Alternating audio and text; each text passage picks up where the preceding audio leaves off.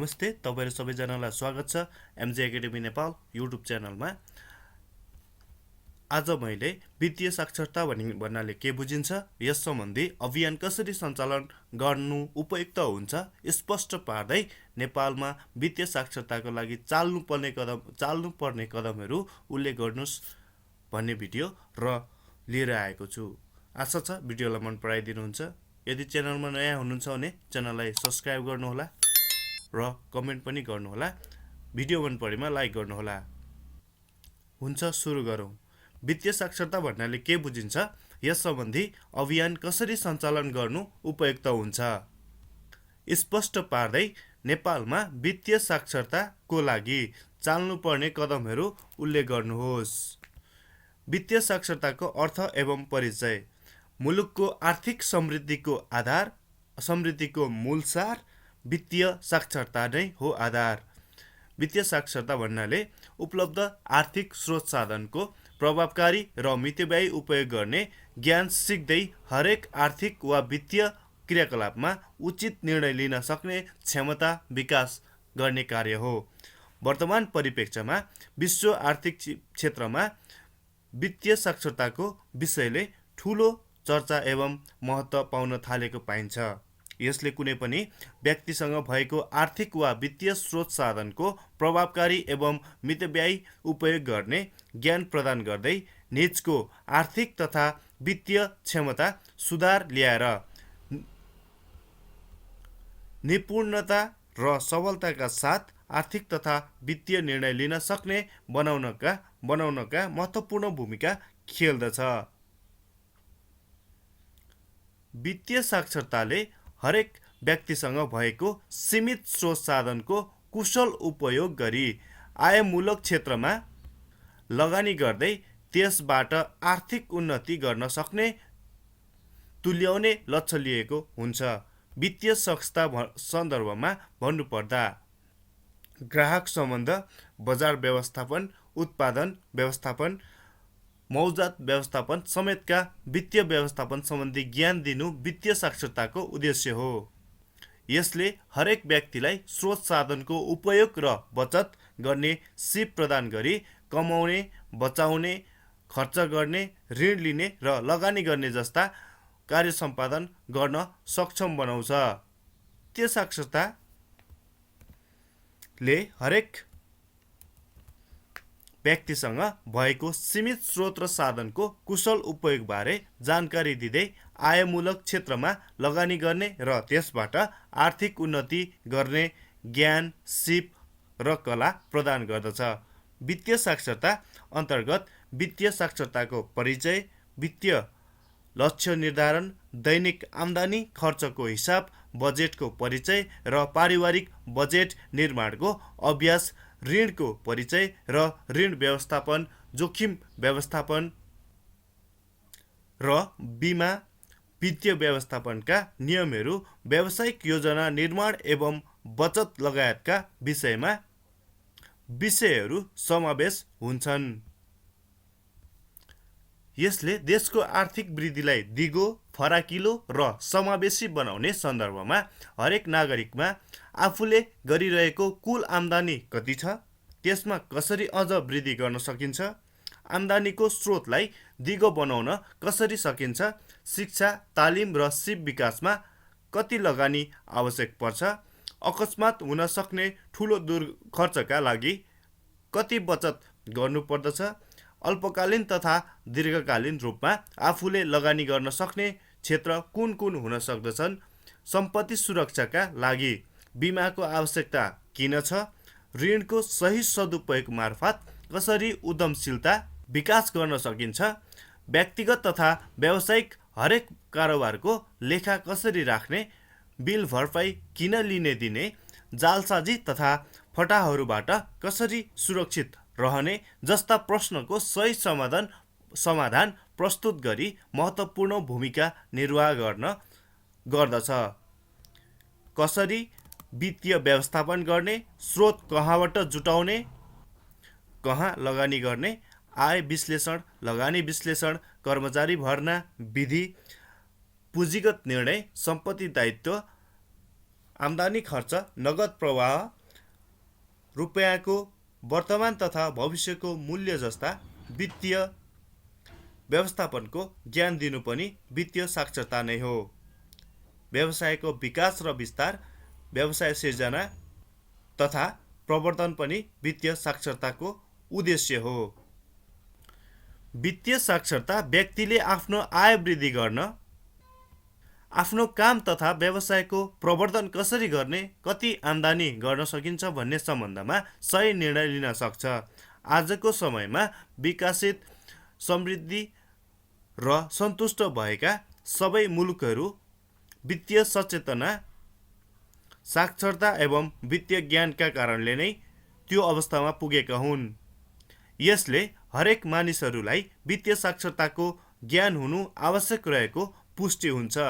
वित्तीय सेवाको माग पक्षमा अर्थपूर्ण सुधार ल्याउने नेपालमा पनि वित्तीय चेतना एवं साक्षरता कार्यक्रम विस्तार गर्नु अपरिहार्य र महत्त्वपूर्ण हुन आउँदछ। उचित वित्तीय साक्षरताले गरिबी निवारण मात्र नगरी उद्यम व्यवसायका सम्भावित जोखिमबाट बच्न वा जोखिमलाई न्यूनीकरण गर्न सम्भव हुन्छ। त्यसैले वित्तीय साक्षरता गरिबहरूलाई गरिबीबाट मुक्ति दिलाउन मात्र आवश्यक नभई यो शिक्षा समाजका हरेक व्यक्तिलाई आवश्यक छ। वित्तीय साक्षरता अभियान सञ्चालन गर्ने उपयुक्त तरिका। नेपालको वित्तीय प्रणालीमा ब्याङ्किङ, बिमा, पुँजी बजार, गैर ब्याङ्किङ वित्तीय क्षेत्र र सहकारी गरी प्रमुख 5 क्षेत्रहरू छन्। यी सबै क्षेत्रको विकासको लागि वित्तीय साक्षरता अभियान सञ्चालन गर्नु आजको आवश्यकता हो। त्यसैले पछिल्लो समयमा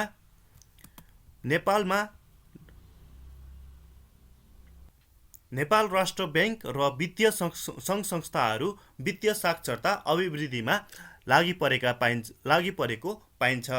यसरी वित्तीय साक्षरताको अभियान सञ्चालन गर्दा राष्ट्रका भोलिका कर्णधार आजका बालबालिकादेखि लिएर युवा, किसान, श्रमिक लगायत सबै समूहलाई मध्यनजर गर्दै अगाडि बढ्नुपर्ने देखिन्छ।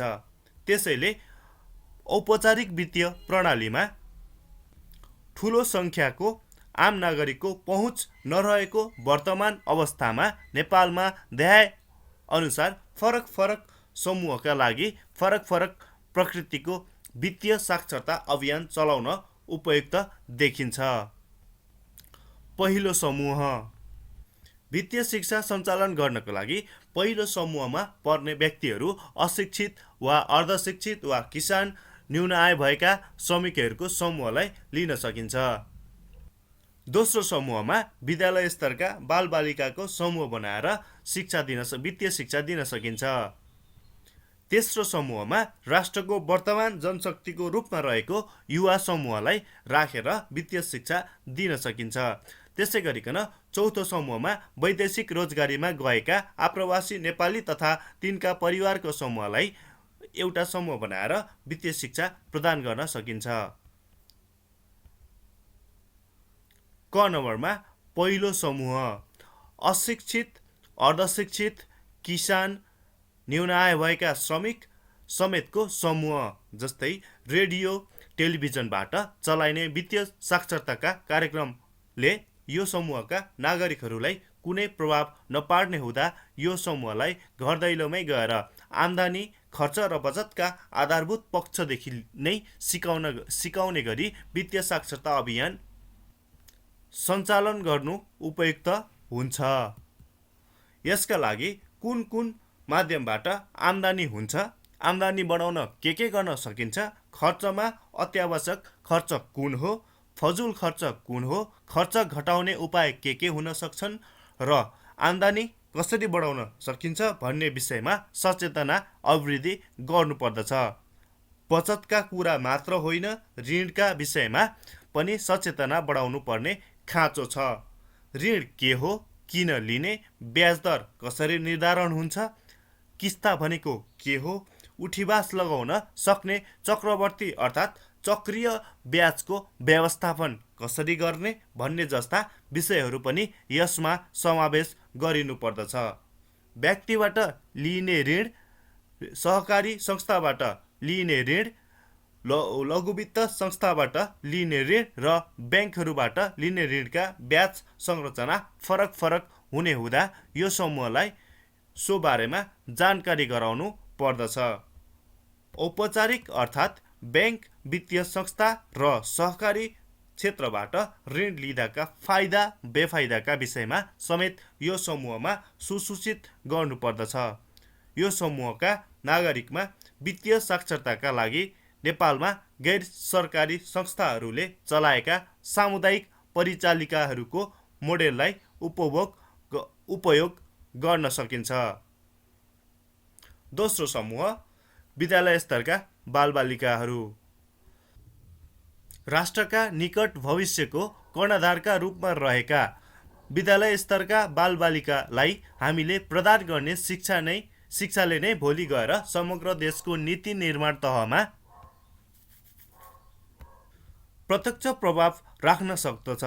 त्यसैले हाम्रो विद्यालय शिक्षाको पाठ्यक्रम समयानुकूल परिमार्जन गर्ने क्रममा विद्यालय स्तरमै सचित्र व्याख्यामूलक वित्तीय साक्षरताको पाठ्यक्रम समावेश गरी सोको प्रभावकारी रूपमा कार्यान्वयनमा ल्याउनु पर्दछ, जसले गर्दा विद्यार्थीको भविष्यको बचत तथा वा लगानीलाई सुरक्षित तुल्याउनका साथै तिनको परिवारमा अभिभावकहरूलाई नै आफ्नो आर्थिक क्षमता बलियो पार्नका लागि पहल गर्न योग्य समेत तुल्याउँछ।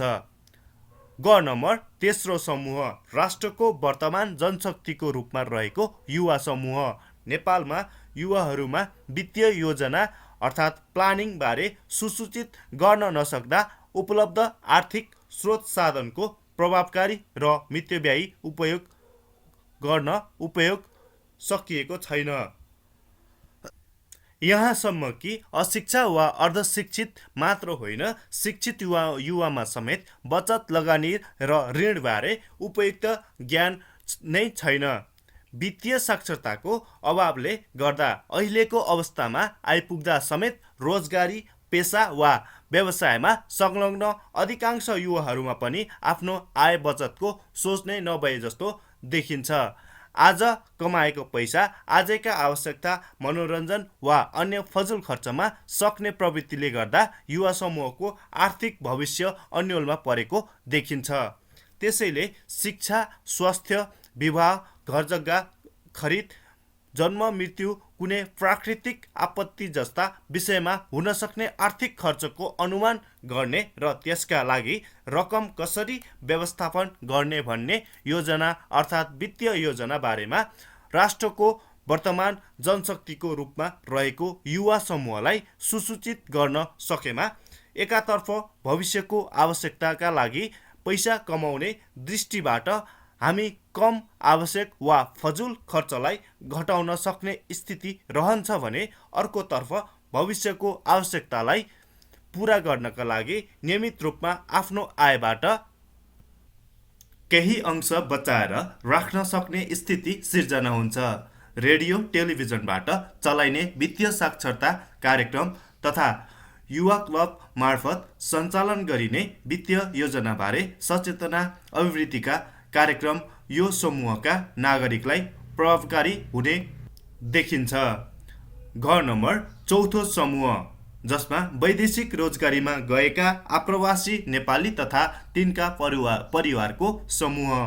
यो समूह नेपालको अर्थतन्त्रको आधार भए पनि यिनीहरूमा वित्तीय सचेतना कमजोर भएका कारण रेमिट्यान्स आएको उत्पादनमूलक उपयोग हुन नसकेको वर्तमान अवस्थामा यो समूहलाई लक्षित गरी छुट्टै वित्तीय साक्षरताका कार्यक्रमहरू सञ्चालन गर्नुपर्ने देखिन्छ। ती कार्यक्रमहरू विदेशको कमाई अर्थात् विप्रेषण, रेमिट्यान्सको समुचित र उत्पादनमूलक उपयोग गर्ने, ज्ञान तथा सिप प्रदान गर्ने तथा बचत, लगानी र वित्तीय योजनाबारे विस्तृत सचेतना अभिवृद्धि गर्ने प्रकृतिको हुनु जरुरी छ।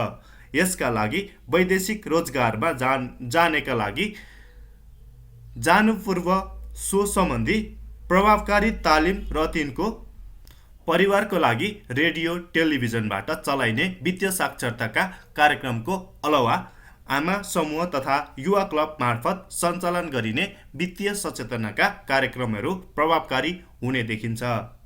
नेपालमा वित्तीय साक्षरताको लागि चाल्नुपर्ने कदमहरू। हाम्रो सन्दर्भमा पैसा नभएर भन्दा पनि यसको मूल्य नचिनेर व्यवस्थापन गर्न नजानेर यसले कसरी कति र के काम गर्छ भनी बुझ्न नसकेर गरिबीको पुस्तान्तरण हुँदै गएको यथार्थता बोध गरी नेपालमा वित्तीय साक्षरताको लागि देहायबमोजिमका कदमहरू चाल्नुपर्ने देखिन्छ। सर्वप्रथम शीघ्रातिशीघ्र अर्थात् छिटोभन्दा छिटो मुलुकको हरेक ग्रामीण तहसम्म बैंक तथा वित्तीय संस्थाहरूको पहुँच विस्तार गर्नुपर्ने।